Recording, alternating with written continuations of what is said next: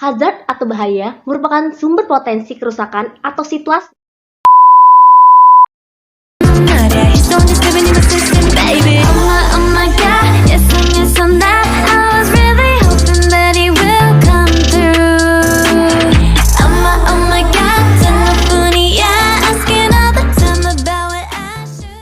Halo semua, perkenalkan nama saya Fanny Gracia Purba, jurusan Ilmu Kesehatan Masyarakat dengan NIM 100111821260035.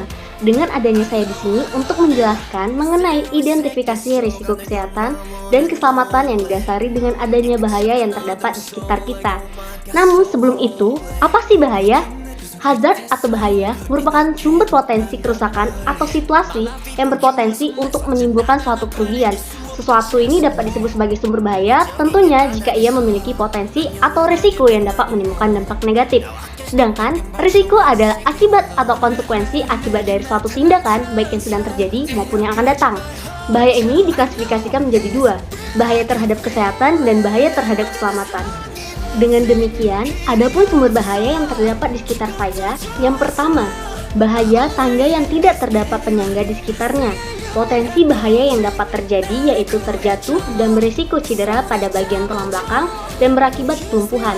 Oleh karena itu, solusi untuk menanganinya dengan pemasangan railing dan handrail yang merupakan faktor penting dalam pembuatan dan penggunaan tangga yang mana berguna untuk memudahkan kita menaiki tangga dan tentunya tidak terlepas dari konsep aman. Dan yang kedua, bahaya siku meja belajar yang terlalu tajam. Siku meja yang runcing di bagian sisinya dapat berpotensi melukai dan menggores kita pada saat belajar. Oleh karena itu, solusinya dapat menggunakan silikon pelindung karet di sekitar sisinya. Yang ketiga, bahaya akibat dari penggunaan stop kontak berlebihan. Penggunaan stop kontak paralel seringkali menjadi potensi bahaya yang tidak terduga, apalagi berisiko tersentrum, meledak, bahkan terbakar. Terdapat sebuah kasus yang menyatakan banyak korban jiwa meninggal dan gangguan pada fungsi syaraf dan otak akibat dari penggunaan HP sambil mengecas.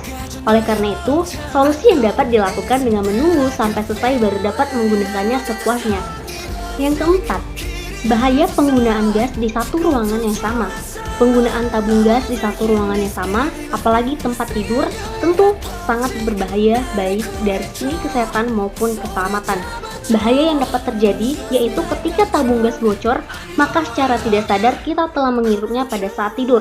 Hal ini tentunya akan beresiko pada kesehatan, yang mana jika terus-menerus terjadi akan berdampak pada kesehatan dan kerusakan paru. Kemudian, kebocoran gas ini juga menimbulkan potensi yang sangat berbahaya karena dapat menyebabkan ledakan dan kebakaran. Yang kelima, bahaya penumpukan sampah. Sampah yang terus-menerus ditumpuk sangat beresiko menimbulkan berbagai jenis bakteri dan kuman penyakit, dan jika dibiarkan akan berpotensi buruk bagi kesehatan. Salah satunya dapat terjangkit penyakit salmonellosis dan infeksi kulit. Oleh karena itu, solusi yang dapat dilakukan dengan pemanfaatan kembali sampah botol tersebut atau dapat dibuang ke tempat pembuangan akhir untuk dikelola. Yang keenam, bahaya parit dan jalan yang kurang baik. Sanitasi yang buruk merupakan sumber dari segala jenis penyakit, apalagi jika terus-menerus dibiarkan. Maka akan menjadi tempat berkembang biaknya suatu penyakit, terutama nyamuk dan yang dapat menyebabkan terjangkitnya penyakit malaria dan DBT. Hal ini juga dapat berpotensi banjir dan mencemari jalan sekitar. Kemudian, kondisi jalan yang licin juga dapat beresiko terjatuh. Maka solusi yang tepat untuk kondisi ini dengan pembersihan parit untuk mencegah terjadinya suatu penyakit dan pengecoran jalan. Dan yang terakhir, yang ketujuh, bahaya penggunaan headset atau headphone pada saat tidur. Waktunya tidur merupakan waktunya untuk beristirahat. Namun apabila kita tidur sambil mendengarkan musik, maka otak tidak sepenuhnya beristirahat. Biasanya kita mendengarkan musik itu menggunakan headset. Nah, dan jika kita mengabaikannya, maka hantaran elektromagnetik yang ada pada headset atau headphone beresiko merusak sel-sel otak. Solusi yang tepat dengan tidak menggunakan headset atau headphone pada saat tidur, atau mengurangi penggunaan headset secara berlebihan.